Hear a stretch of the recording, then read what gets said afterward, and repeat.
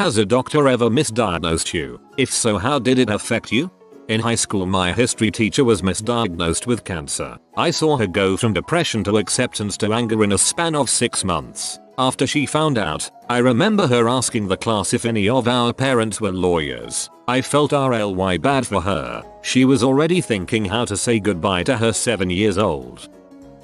When I was 15, my GP told my mom that the crippling pain below my sternum, the very upper part of my abdomen, was heartburn, and he prescribed antacids, ignoring the fact that this pain would literally have me on the floor in the fetal position crying. Heartburn. So of course the medicine doesn't work, and I deal with this pain several times a week for 4 years, until I'm 19 and deployed to Iraq. Thankfully my NCO wouldn't listen when I had an attack and told him it'd pass. He sent me to our clinic. They draw blood. It's pancreatitis, secondary to gallstones. They removed my gallbladder and it got much better. I still have rare acute pancreatitis that I believe is from the damage of 4 years worth of stones passing through my duct. That sucker.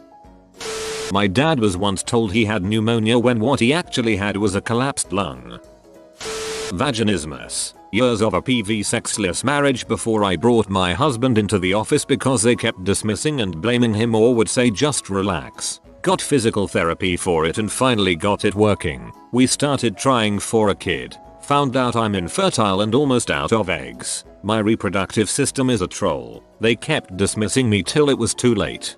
Grrrr, this makes me mad. So many doctors dismiss women's pain during sex. This is not normal and needs to be taken seriously. When I was 14, I was told I was pregnant after getting an ultrasound to check my kidneys due to high blood pressure. No pregnancy test, no questions. I was a young girl, so I obviously was pregnant after they found an abnormal mass. Ended up being a cyst. None of the doctors would listen to me when I said that I had never even kissed a boy before. The sad part of the story was that after the doctor told my dad and me that I was 10 weeks pregnant, and I adamantly denied that it was even possible, my dad actually stood up for me and took my side. The doctors then called my mom and accused my father of sexually assaulting me. Eventually I was sent to a women's hospital, and 2 hours later confirmed that I was not the Virgin Mary. Physically it didn't affect me, but I've been very wary of going to doctors since. Grossish alert: my grandmother went to the doctor for blood in her stool and he told her it was hemorrhoids. She asked him to perform some tests because she didn't believe it was just hemorrhoids. He refused and told her to come back if H medication didn't work. It didn't, and it turns out she had colon cancer. It was so far along by that point that she passed 6 months after her diagnosis. Round ligament pains from being 13 weeks pregnant. Turns out, no, it was appendicitis. Oh my, I hope they caught it before it burst. That must have hurt so bad. I went to an after diving to 12 feet. I heard something like a crackle, and pool water drizzling down my throat through my ear, and immense pain. Upon describing this to the doctor at the ER, he diagnosed it as an ear infection, a 0 to full-blown ear infection, which had nothing to do with the dive, the noise, or the fact that pool water has a very distinct taste when it runs down the back of your throat. At my ear specialist, who I saw as soon as possible, I was correctly diagnosed with barotrauma. The effect from the first doctor was unnecessary agony for 24 hours because he apparently didn't get paid enough to listen to anything beyond the symptoms. At least in the end, it was a full recovery. I went to the doctor with really bad food poisoning and he told me it was nothing and that I should eat something like digestive graham biscuits because I hadn't eaten for 3 days. Turns out that's the absolute worst thing you can do with salmonella, as it strips your stomach lining. It felt like I'd eaten a bunch of razor blades. I ended up in hospital for the pain and nobody told me what was wrong with me until after I was released. I would never have known if it wasn't for the phone call from the Center of Communicable Diseases. Oh my gosh, to even make things worse is awful. I hope it didn't have any lasting effects. Had lower back problems that also messed with my right leg since I was about 12. I've been told I had everything from spinal stenosis to it being all in my head. That was a fun one. The worst diagnosis was being told I had cancer based off of one of my MRIs. They told my mom over the phone and she immediately checked me out of school so she could be with me and break the news. She ended up breaking down in tears in the office when they had asked for the reason I was being checked out, and of course it spread like a wildfire through my school. It wasn't until about a month later we find out it wasn't cancerous. Oh dear goodness. I hope they have or will figure out the real cause soon. I couldn't even begin to imagine having that diagnosis given to me. I am very glad you do not have cancer though. Age 1. You have nerve damage from spina bifida that affects your bladder. Here, take this medicine and learn how to pee through a straw. Age 12. Oh, the medicine isn't working. Are you sure you're using it correctly? Age 16. Here, try ditropan again. Age 21. Here, try bladder botox. Age 22. Oh, hold up, there's something weird about your bladder. You also have a second ureter on your left kidney. Age 23. Yeah, you have a hole in your bladder that's probably congenital there. Since birth, wait 6 months and we'll get you in to get that fixed up. I've had multiple MRIs since birth and apparently the second ureter and the hole in the bladder was somehow missed. I'm still waiting for the surgery date. A psychologist I was seeing once gave me schizoaffective disorder, but walked it back to a temporary psychotic episode a few weeks later. Spent those few weeks in a state of shock and disbelief though. I was just not diagnosed. Horrendously painful periods from the age of 9. I could barely get out of bed or go to school. They were heavy as well. My doctor, an older man, told me and my mother to suck it up, that it was all part of being a woman. I was depressed and lived like this for 9 years, barely getting out of bed for a week, at least, a month, and missing heaps of school. Then I got pregnant at 17, which I now know is a miracle. Had my first ultrasound and my ovaries were covered in endometrial cysts. I tried to give birth naturally but all the endometriosis and scarring made it impossible, so I had a C-section. After my C-section, the endometriosis held onto my C-section incision, causing severe pain and unfortunately 2 more operations before that was cleared. I lived in severe pain for so long because my doctor thought periods should be painful. They shouldn't. If I had been diagnosed earlier, my body could have been prepared for pregnancy through DNCs and other procedures which would have made my pregnancy, birth and recovery much easier.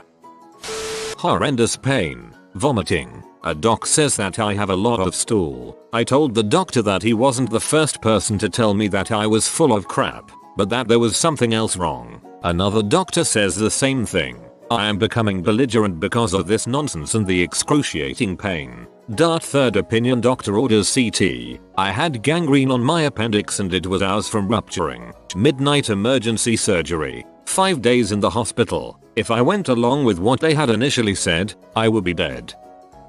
Not a real misdiagnosis but a problem with the medicine I was prescribed. I had an eczema problem when I was a kid and my doctor gave me antibiotics and other medical creams to use. I used it for a couple of months and went to see her somewhat regularly to get updates, but my fingers never got better. I was starting to believe that I was gonna live the rest of my life with wrapped up fingers leaking fluid all the time. Then we went to another doctor who told us I was allergic to the antibiotics and should have been given something else. Went on Friday and by Monday my fingers were almost back to normal. Thank gosh it was treated properly and is better now. I couldn't imagine living with that for a short time, let alone forever. I went to the dentist for an annual checkup. She wasn't my main dentist. My family and I had been shopping around, but they'd seen her before and she seemed nice. The dental hygienist is looking at my x-rays after I'd just had them taken. DH. Do you have any pain by your bottom molars? Me. Number. DH. Are you sure? Me. Yes. DH. Okay. A short time later the dentist comes in. She goes through her routine but then she takes a look at my x-rays. Dentist. Does it hurt in the back? By your molars? Me. Number. Dentist. You're sure? Me. Yes, I'm sure. She could definitely tell that I was a bit miffed. I then said that I'd been asked multiple times already. I felt bad but I definitely didn't have any pain or sensitivity back there, and when they kept asking it really bothered me. However, she didn't seem convinced that I was fine and thought that I needed a root canal. My parents were in the waiting room, so when I was done she filled them in. On the car ride back I told my parents what I'd felt and they were a little bothered at the dentist's insistence. Some weeks after, and still no discomfort, I went back to my regular dentist for a second opinion, and he looked at my x-rays and said that I was fine. It's been about 4 years since, and I haven't needed a root canal.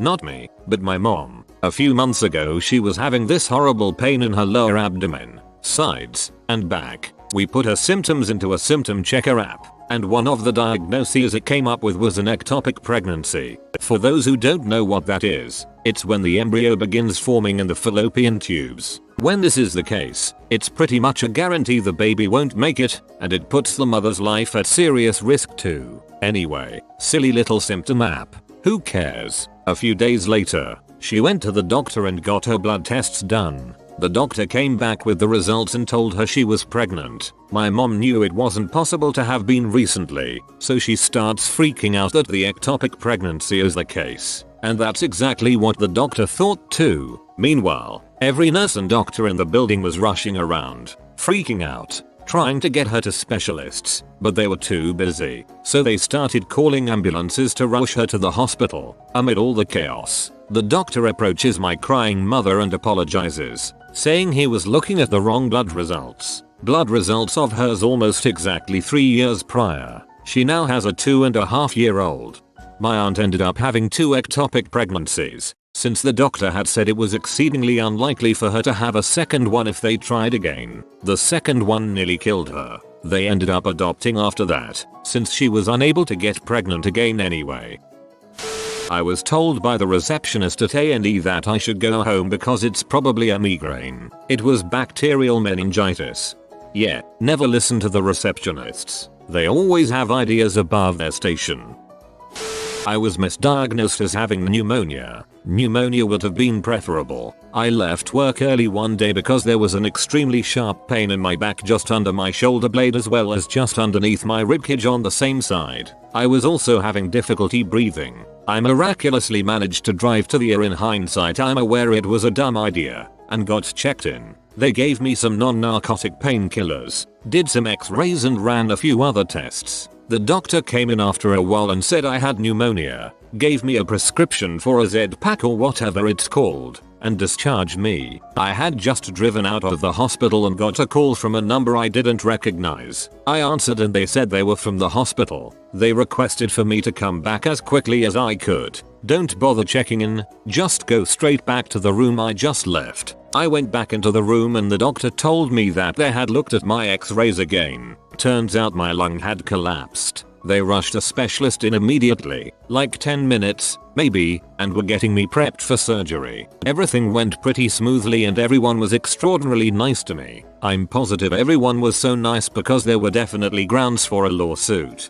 I wasn't looking to get rich off anyone though, I just wanted to breathe again. I had extremely good insurance with the company I was with at the time. I paid $100 for the emergency room fee and the rest of the $17,000 bill was covered. So that was nice. While I was in there a shirt popped up on woot.com and I bought it immediately. It read, Lifetime Achievement Award for Breathing. Respiring since birth. I was in the hospital for almost not getting that very achievement. It was fate. I still have the shirt somewhere but I got fat and it doesn't fit now. I've been told that quite a few people visited me while I was in the hospital. I don't remember most of them. I was on a bunch of Dilaudid while I was awake. I do remember a buddy asking me how I peed with all the wires and monitors attached to me and responding simply with my penis. He looked at my mom and said he'll be fine. He's too much of an butthole to die. Overall, I would rate having a lung collapse as a terribly awful experience. You never really think about how much you breathe until you can't. It sucks. A lot. I am so glad they phoned you back so quickly and got you into surgery. Not being able to breathe sounds like one of the most painful things. This is Cato of Power. If you subscribe, your power level will increase by 64 levels. If you are new to the channel, you can subscribe. I publish new videos every day. Until then, check another video, or don't. Either way, have a great day you magnificent people.